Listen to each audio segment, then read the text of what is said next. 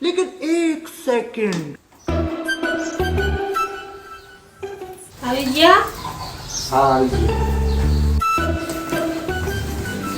જે હોય તો એકને મૂકીને વઈ જાય લે એકલા એકલા વઈ જાય મને ક્યાંય ન લઈ જાય તમે તમારા મનમાં સમજો હું પણ બે તો ખરી સમજો અહીંયા બધા તારા વખાણ કેટલા કરતા હતા ખબર તને?